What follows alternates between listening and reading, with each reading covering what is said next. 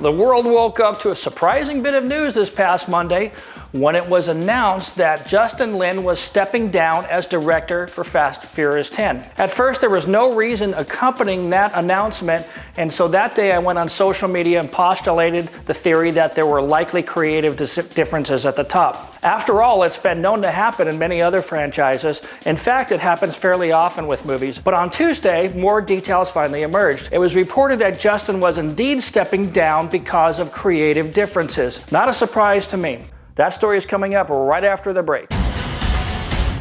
Did you know that the average driver gets 9 traffic tickets in their lifetime? Look, I'll be the first to admit that I've taken maybe a couple of liberties with traffic laws back in the day. And of course, when I got caught, I had to go to court to fight the ticket, which was always a hassle. And each time that I lost my case, it meant big fines, points on my record, and higher insurance premiums. Eventually, I realized that nothing beats having a good attorney argue your case in court. So here's what you do.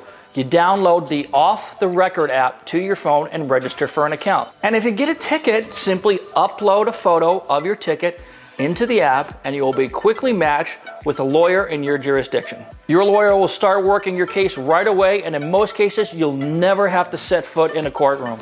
Off the Record has a 97% success rate and a 4.9 star rating on Google. And guess what? They even offer a money-back guarantee if they aren't able to reduce the points or keep that ticket fully off your record.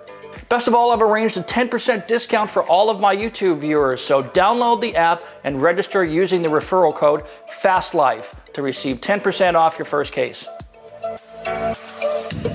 Justin Lin released this statement also on Tuesday, and I'm going to quote, "With the support of Universal, I have made the difficult decision to step back as director of Fast 10 while remaining with the project as a producer. Over 10 years and 5 films, we have been able to shoot the best actors, the best stunts, and the best damn car chases." His words. On a personal note, he goes on to say, "As a child of Asian immigrants, I am proud of helping to build the most diverse franchise in movie history." I think he certainly has done that. "I will forever be grateful to the amazing cast, the crew, and the studio for their support and for welcoming me into the Fast family." Okay, very graceful statement. The only thing about all this that was surprising to me is that they just started filming recently and this has already happened. They couldn't have been very far into the production schedule. I mean, they were just announcing that they started production 2 weeks ago or something like that. So how did creative difference become such an issue in just a couple of weeks into production? Just a week ago, Vin Diesel released a video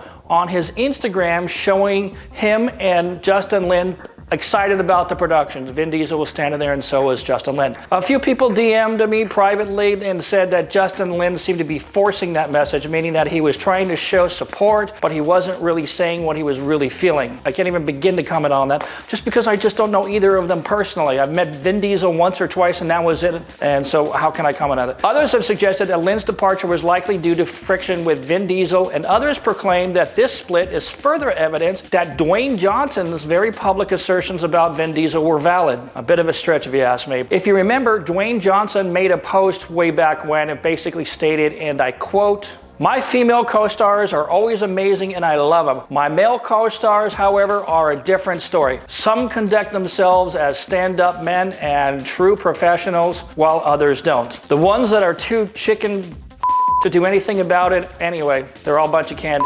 This dispute was reported to be about work ethics on set way back in the day. Johnson seemed to have a problem with Diesel's work ethic, insinuating that Diesel was a bit of a diva. In reality, it's only natural that after a period of sustained success, people can become convinced that their way is the best way. It's almost human nature, right? It can also be argued that both Diesel and Lin have had a long history of successes, and this string of accomplishments might lead each to the conclusion that their way is the best way. Kind of like too many chefs in the kitchen, maybe. So it comes down to this. Who is actually in charge over there? I'm not going to pretend that I'm an expert on movie production politics because I have very little experience there, but I know that there are several people guiding the direction of any motion picture. At least that's my understanding. The studio is involved. The producers are definitely involved. The scriptwriters certainly have say about it. The director, the stunt group, the special effects group, and in a car movie franchise like this one, even the picture car team influences certain aspects of the production. There's a lot of people. It's a team effort, it really is. In this case, Lin's departure signals that he wanted to go in one direction and that maybe his ideas were being vetoed by those who had a voice to do so. And again, this is not uncommon, but what's most confusing is this. Fast 10 is set to release in May of next year, May 23rd to be exact. If they've just started filming now, pandemic notwithstanding, they should have had plenty of time to write a script. I mean, God, the world was at stop for 2 bloody years. You're telling me that these people didn't get on Zoom calls,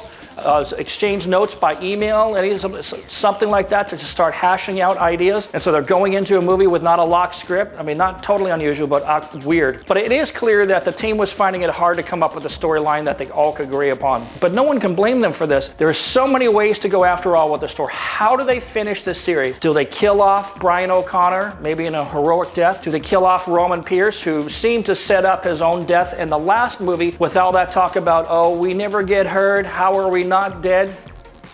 Or does Dominic Toretto die a hero's death and the ultimate sacrifice for his family? Where are the children of Brian and Dom? All of these questions and open-ended storylines need to be answered or resolved in my mind's eye and in the eyes of a lot of fans. And if you talk to 10 different movie fans about these topics, you'll get 10 different suggestions as to how to finish off these movies. And confusing things further, recently Vin Diesel made a very public statement alluding to the notion that he wants to get back to the series' roots. Okay? If I'm reading between the lines, I'd guess that he was trying to build public support for his creative ideas as to what they're going to do in Fast 10. But I can't imagine Universal will go back to plots about street racers stealing DVD players and VCRs.